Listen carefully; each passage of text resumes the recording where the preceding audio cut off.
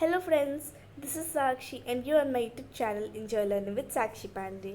तो आज की वीडियो में हम क्लास 8 का एनसीईआरटी का साइंस का चैप्टर नंबर 4 करने वाली हैं, जिसका नाम है मेटल्स और नॉन मेटल्स। ठीक है, तो इसमें हम दो तरह के सब्सटेंसेस के बारे में पढ़ेंगे, एक जो कि मेटल है और दूसरे जो कि नॉन मेटल है। तो इसके पहले मैं आपको बता दूं कि इसका एनसीईआरटी से जो बुक से जो चैप्टर था, इसकी फुल एक्सप्लेनेशन मैंने पढ़ा दी थी। आपने वीडियो देख ली हो तो अच्छी बात है, और नहीं देखी है तो अभी जाके देख ले, क्योंकि उसको देखने के बाद आपको ये चैप्टर और अच्छे से समझ आ जाएगा। इस चैप्टर में हम सिर्फ इसके मेन पॉइंट्स और कुछ इंटरेस्टिंग फैक्ट से चैप्टर को समझेंगे, जबकि हमने चैप्टर कंप्लीट कर लिया है। तो अब यहाँ पे पिक्चर दिख रही है, इस साइड जितने भी पिक्चर्स है ये सब मेटल्स की है, और इस साइड जितनी भी है ये सब नॉन मेटल्स की है। जैसे कि मेटल्स में गोल्ड, कॉपर, आयरन, ये सब है मेटल्स, जबकि नॉन मेटल्स में आ जाता है डायमंड, बहुत सारे अलग अलग चीज़ें। So occurrence of metals and non metals मतलब क्या अकरेंस है, किस वजह से होते हैं। तो हमने पढ़ा था कि कभी कभी कोई भी ऐसा सब्सटेंस जिसको हम और नहीं तोड़ सकते, मतलब अगर हम और उसे ब्रेक करने की कोशिश करेंगे तो हमें वही मिलेगा।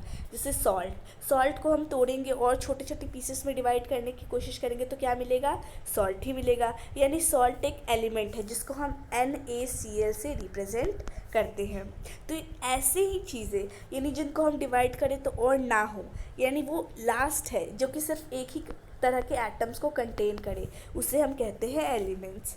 तो टोटल एलिमेंट्स बहुत सारे हैं, बट काफ़ी कम है, मतलब यूनिवर्स में तो बहुत सारे हैं पर हमने काफ़ी कम डिस्कवर किए हैं। और जितने हमने डिस्कवर किए हैं उनमें से सिर्फ 92 जो है वो अभी हमने डिस्कवर किए हैं, जिनमें से 70 मेटल्स हैं और 22 नॉन मेटल्स हैं। तो टोटल हमने 92 मेटल्स अब तक डिस्कवर किए हैं, जिसमें से 70 मेटल्स हैं और 22 नॉन मेटल्स हैं। Some element shows property of both metals and non metals, पर कुछ कुछ ऐसे भी एलिमेंट्स होते हैं जो कि मेटल्स की भी प्रॉपर्टी शो करते हैं और नॉन मेटल्स की भी, इसीलिए उन्हें हम मेटलॉइड्स कहते हैं।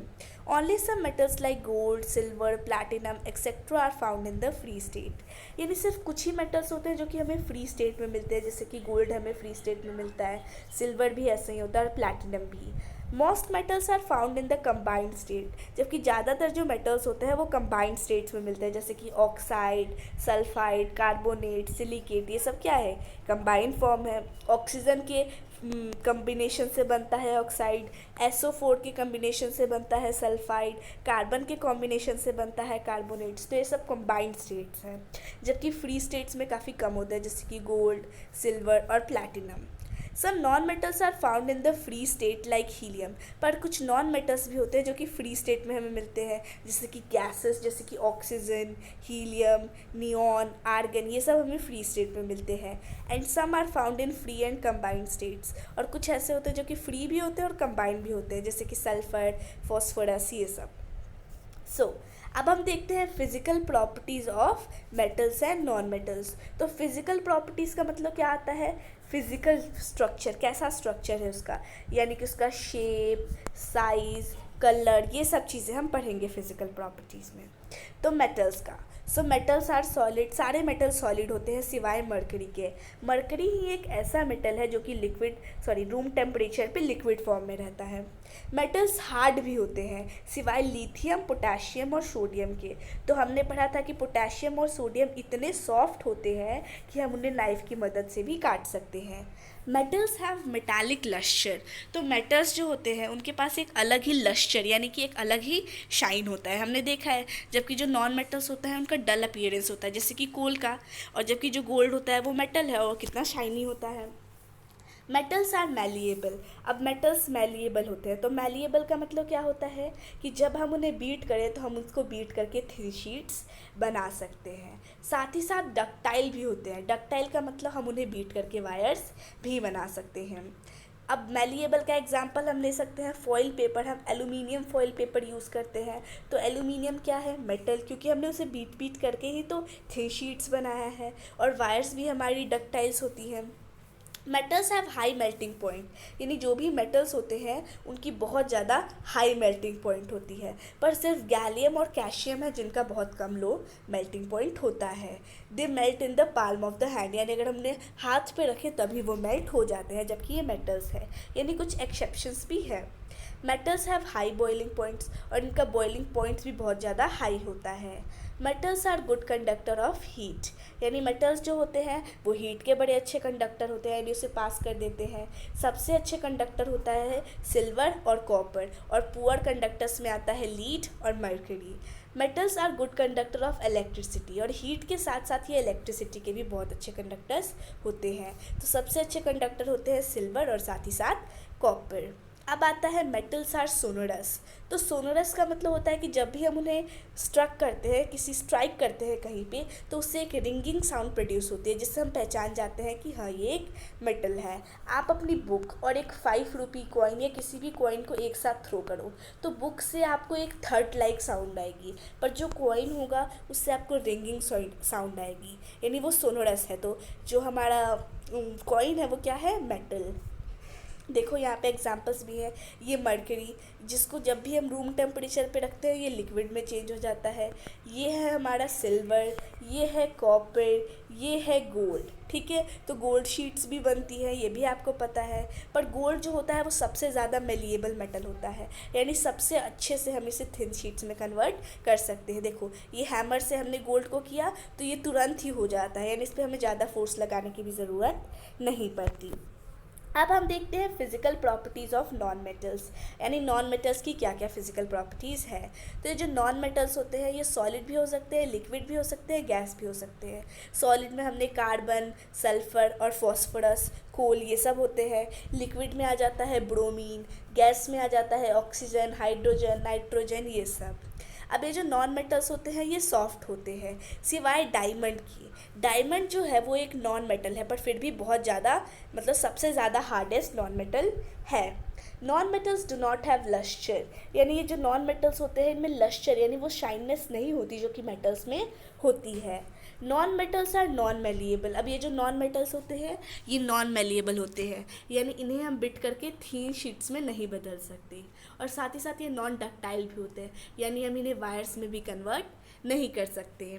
Non metals which are solids and liquids have low melting points, यानी जो भी सॉलिड नॉन मेटल होते हैं और जो लिक्विड नॉन मेटल्स होते हैं इनका मेल्टिंग पॉइंट काफ़ी कम होता है। और नॉन मेटल्स जो सॉलिड और लिक्विड होते हैं उनका बॉइलिंग पॉइंट भी काफ़ी कम होता है, जबकि मेटल्स में ये दोनों चीज़ें बहुत ज़्यादा होती हैं।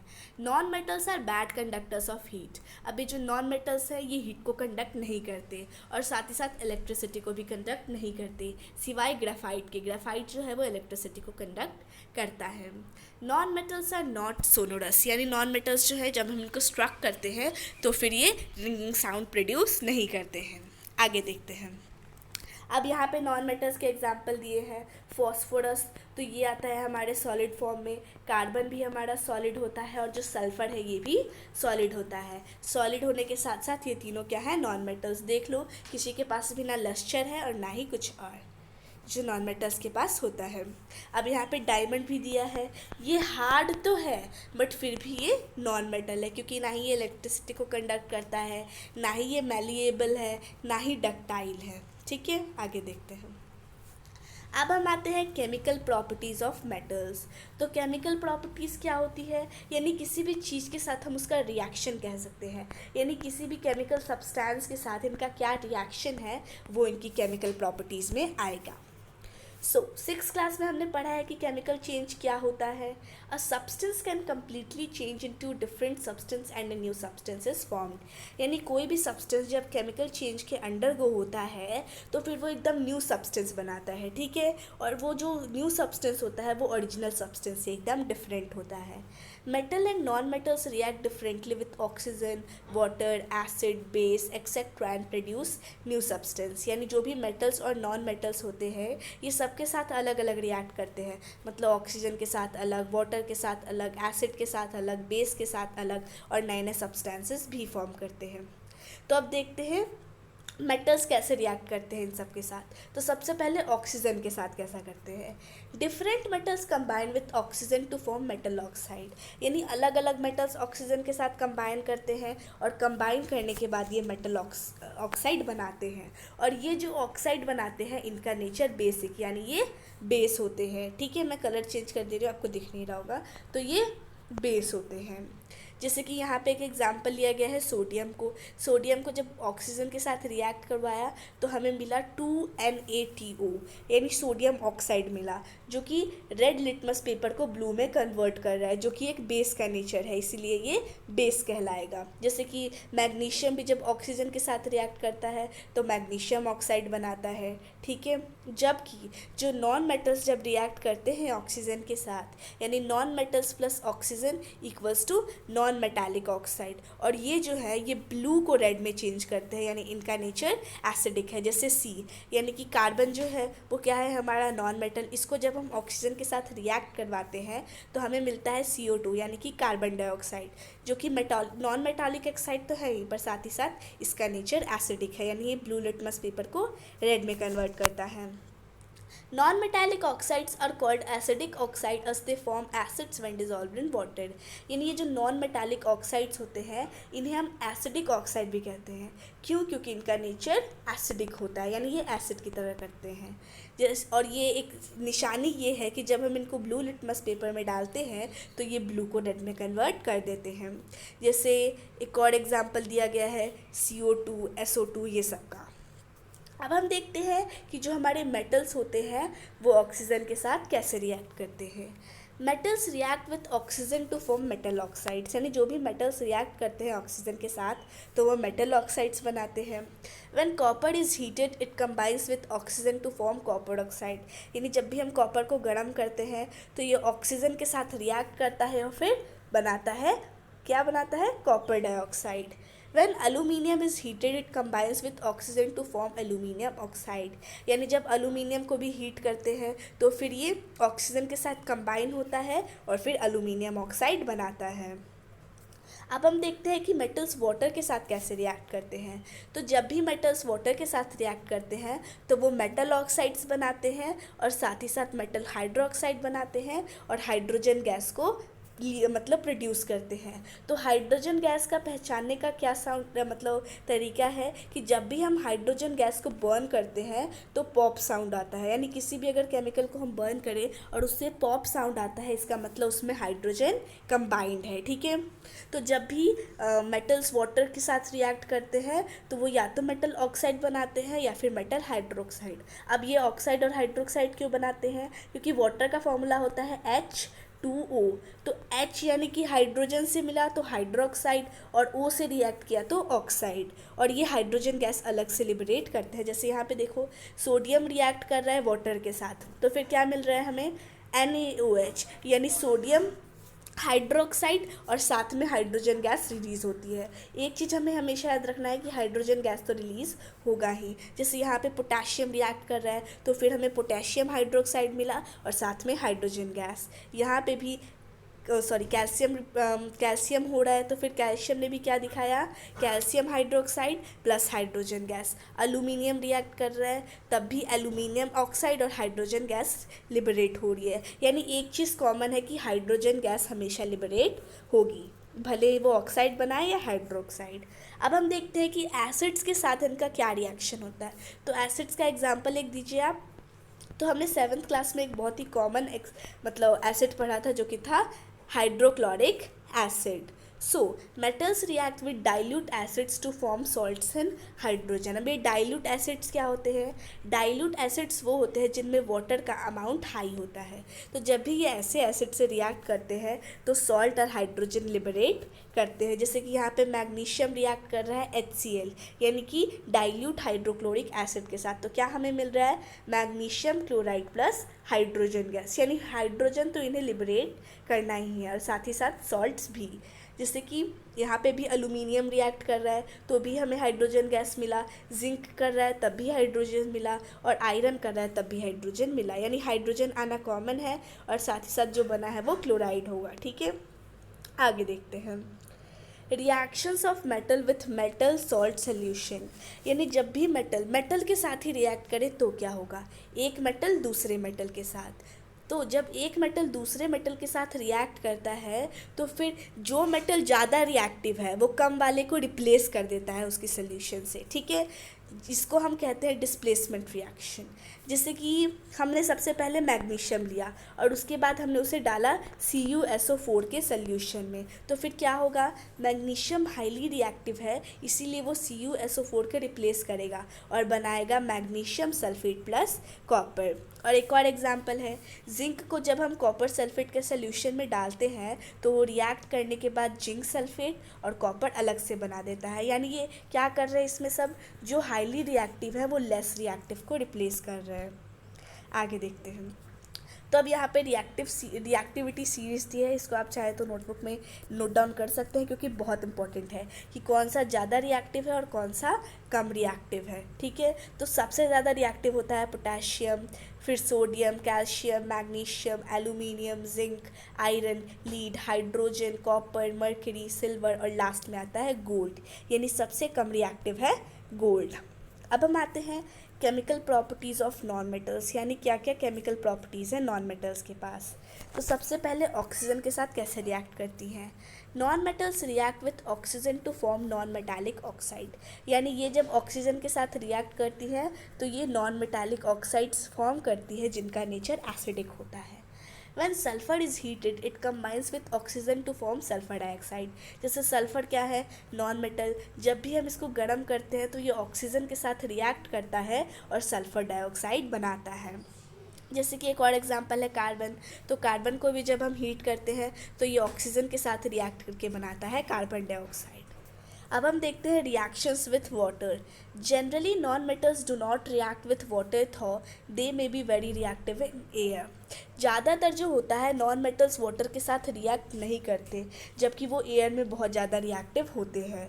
Such non metals are stored in water, और ऐसे ही नॉन मेटल्स जो कि एयर में बहुत ज़्यादा रिएक्टिव होते हैं जबकि वाटर के साथ रिएक्ट नहीं करते, तो इसीलिए हम उन्हें वाटर में स्टोर करते हैं। जैसे कि फोस्फोरस बहुत ज़्यादा रिएक्टिव नॉन मेटल है। ठीक है, इसको जैसे ही हम एयर में रखते हैं ये फायर कैच कर लेता है, यानी आग लग जाती है। To prevent the contact of phosphorus with atmospheric oxygen it is stored in water, इसीलिए इसको एयर के कांटेक्ट से बचाने के लिए हम इसे वाटर में स्टोर करके रखते हैं। अब आता है रिएक्शंस विथ एसिड्स, यानी एसिड्स के साथ कैसे रिएक्ट करते हैं। तो ये जो नॉन मेटल्स हैं ये एसिड्स के साथ जनरली रिएक्ट नहीं करते हैं। तो अब हम आते हैं एलॉयज़ पे। तो एलॉय क्या होता है, ये एक होमोजीनियस मिक्सचर होता है जिसमें एक मेटल दूसरे मेटल या नॉन मेटल से कंबाइन करके कोई न्यू मेटल या नॉन मेटल बनाता है। जैसे कि एक एलॉय हो गया स्टील, तो स्टील में आयरन होता है और साथ ही साथ कार्बन। तो आयरन क्या है, मेटल है, कार्बन नॉन मेटल है, तो दोनों ने मिक्स करके एक नया सब्सटेंस बनाया स्टील। तो स्टील को हम बहुत ज़्यादा यूज़ करते हैं, व्हीकल्स में यूज़ होता है, टैंक में यूज़ होता है, मशीन में, टूल्स के कंस्ट्रक्शन में, शिप, रेल, बिल्डिंग, ये सब में यूज़ आता है। फिर आता है स्टेनलेस स्टील। तो स्टेनलेस स्टील और स्टील में एक छोटा सा डिफरेंस ये है कि स्टील के जो कॉन्स्टिट्यूएंट्स होते हैं वो होते हैं आयरन और कार्बन, जबकि जो स्टेनलेस स्टील के कॉन्स्टिट्यूएंट्स होते हैं वो होते हैं आयरन और क्रोमियम। ठीक है, इससे भी यूटेंसिल्स, कटलरी, सर्जिकल इंस्ट्रूमेंट्स ये सब बनते हैं। फिर आता है ब्रास। तो ब्रास के कॉन्स्टिट्यूएंट्स होते हैं कॉपर और जिंक, इससे बर्तन बनते हैं, हैंडीक्राफ्ट बनते हैं, म्यूज़िकल इंस्ट्रूमेंट्स बनते हैं। फिर आता है ब्रोंज़। तो ब्रोंज़ के हमने मेडल्स के बारे में भी सुना है, तो इसके कॉन्स्टिट्यूएंट्स होते हैं कॉपर और साथ ही साथ टिन, इससे हम स्टैचू, मेडल्स, ऑर्नामेंट्स ये सब बनाते हैं। फिर आता है एल्निको। तो इसके बहुत सारे कॉन्स्टिट्यूएंट्स हैं, इसमें आयरन भी होता है, एल्यूमिनियम भी होता है, निकल भी होता है, कोबाल्ट भी होता है, और इससे हम मैग्नेट्स बनाते हैं। फिर आता है ड्यूरेलियम। तो इसके कॉन्स्टिट्यूएंट्स होते हैं एल्यूमिनियम, कॉपर, मैग्नीशियम और मैंगनीज, इससे हम बर्तन बनाते हैं, प्रेशर कुकर्स बनाते हैं और व्हीकल्स और एयरक्राफ्ट्स के हिस्से भी बनाते हैं। तो आज की वीडियो यहीं पे ख़त्म होती है। Wish you like the video, thanks for watching the video.